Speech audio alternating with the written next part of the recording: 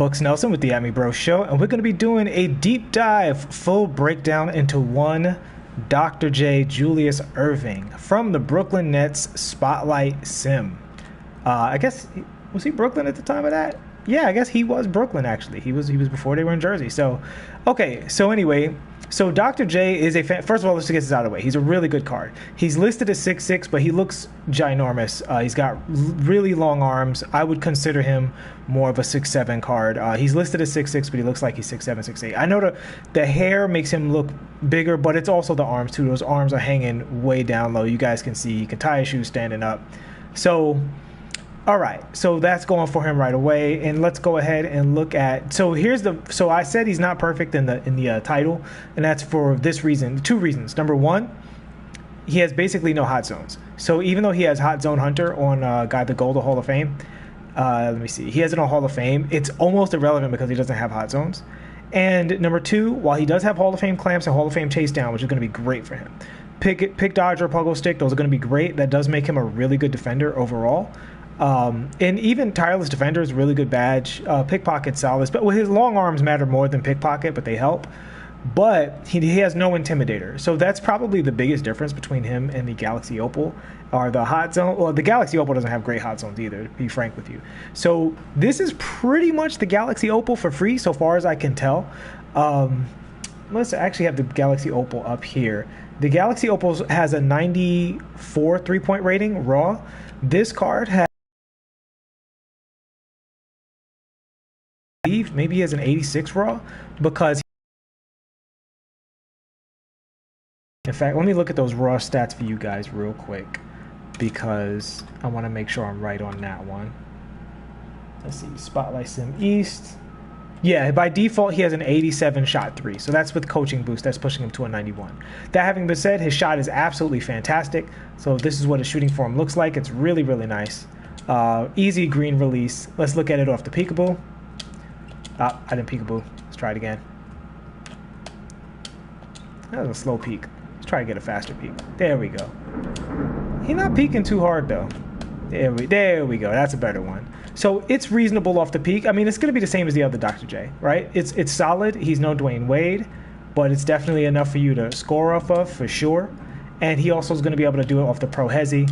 But you got to do it quick. You got to do it as soon as the ball gets off the, bounces off the ground. There we go. So I feel like he's slightly faster off of the Hezi than he is off of the peak. So you guys can decide which one of those you want to use.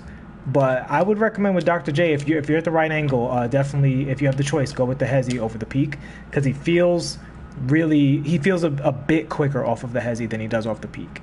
It might just be that his ball handle is just scraping that point where he doesn't give you the fastest peekaboo.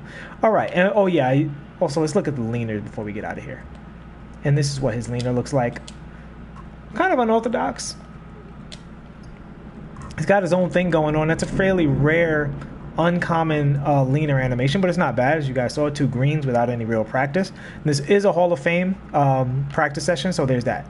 All right, so right off the bat, this guy has an elite behind the back. Fantastic. His between the legs is also not bad. He does do that dribble before he does the between the legs, so it's not going to be good for spamming, which is fine, but it is going to be good for changing directions. So he has both options when he's going up court. He can either do the behind the back to speed up, or he can do the between the legs to change directions and get you those threes. All right, so let's see what his crossover is looking like. I'm going to get to those half-court dribbles. So that's his crossover, which is a very high-level crossover. That's a very, very usable crossover. And we're going to look at all of these in the half-court now. All right, so first let's check out that behind the back in the half-court. Boom, that's gorgeous. That is really, really nice. That is a fantastic dribble move for this guy. So I think he's already I would consider him in the upper echelon of 2 guards. I don't know if I would say he's better than the best guys, but he's definitely a card. If you don't have a really good 2 guard that you like, I would highly recommend going through the spotlights and grabbing this Dr. J and see if you like him. He's free. All you need is a bunch of Nets players, and the good thing about Nets players is they're kind of available throughout the game for relatively low prices. You've got the Brook Lopez in the rewards. You've got the Richard Jefferson if you guys did that. You've got the There's a bunch of them. The Marbury, if you did that. So, you know, there's a bunch of nets already out there in the game, and then there's some pretty affordable ones. All right, let's look at the rest of the guy's dribble moves. We looked at the behind the back and half court. Let's look at the between the legs and the half court. Again, really strong, more to get him open for a shot. So it's a great thing because you have a nice mix up there. And let's look at the crossover. And the crossover is excellent. Like that's a really, really good half court crossover. Very usable. All right, so let's see what a step back looks like. And so he has the step back that creates a lot of space. Now, I would say you don't want to do a step back raw, but if you're coming off, if you tap left trigger to stop, it's fantastic off of that. And he does have gold range extender and gold quick draw, so that's going to be a really good move for you to use in these situations. You can hop back right into your perfect range, pull up there, and then obviously because he's a fantastic attacking character, when you do that, you also have the option to attack again. I actually saw a lot more people doing that in triple threat. I don't know if they're picking it up from pro players or what, but yeah, I'm seeing a lot more of that now. He doesn't combo off of it well out of anything else besides out of the regular dribbles. Let's check it out off the snatchback though. Let's see if he. Yeah, so he does have. So the two moves you want to get that his step back off of to make it a good move is off of the snatchback and off of the tap low left trigger, the left trigger pause. In those situations, it's good in both of those situations. All right, so here's his momentum dribble. Pretty standard stuff, nothing too crazy there.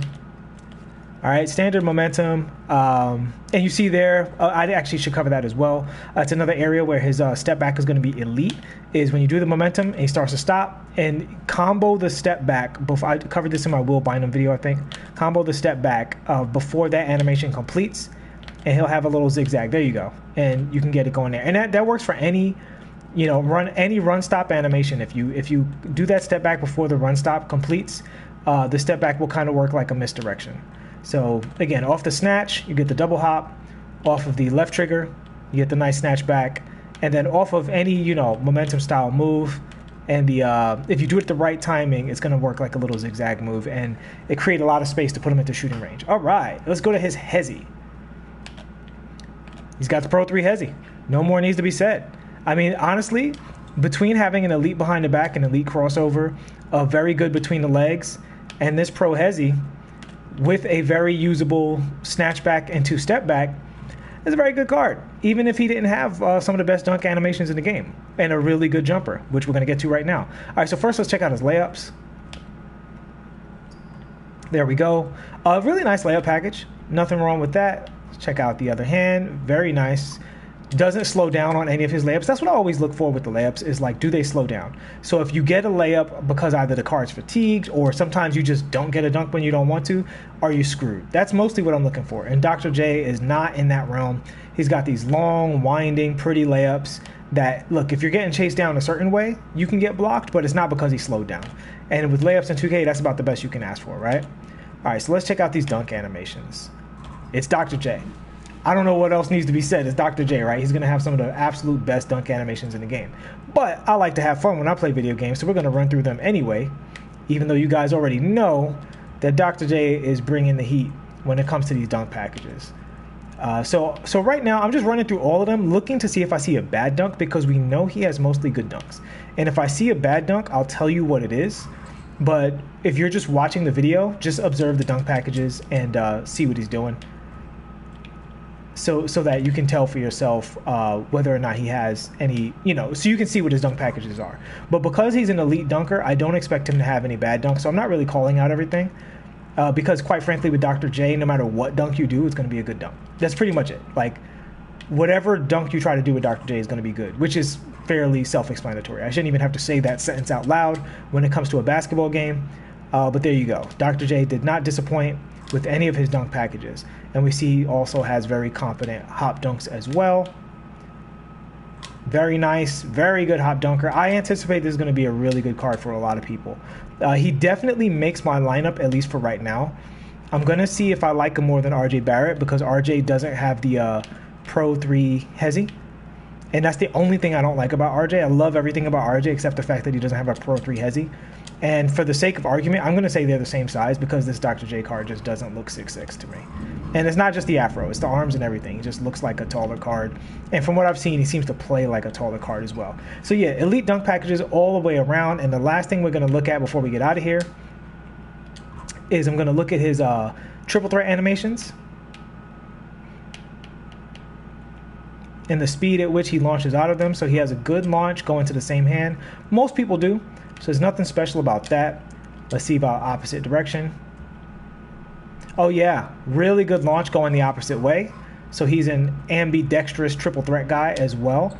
And we'll check out a few more triple threat animations, and that's gonna cut it. I'll look at the chat afterwards. So very good off the spin. Again, he doesn't reach the platinum standard that is Jimmy Butler, but he's good off the spin. He's really good off the spin. He's second best in that regard.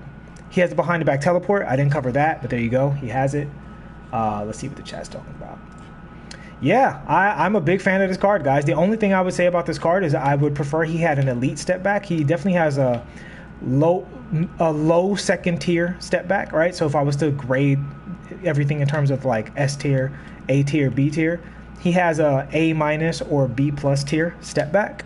But outside of that, the card's basically perfect. The other thing he doesn't have great is his size up package is nothing to write home about, right? So he's not going to be doing much around the perimeter with like side switches. He doesn't have a killer crossover. We can look for a double cross, but I know he doesn't have it because he has that long wind up dribble. So his general size up stuff isn't great. However, because he has the good step back, you will create enough space to do his regular size up dribble. Not his size up package, but his size up dribble. And that will allow you some explosion opportunities without spending any stamina and stuff like that. So yeah, fantastic card. He's the first card I went for because I'm making an all New York based team, and I'm also making I also have a Brooklyn Nets team, so it made sense for him to be the first card that I went for, and I'm not sad about it at all. And the Brooklyn Nets quest was pretty easy.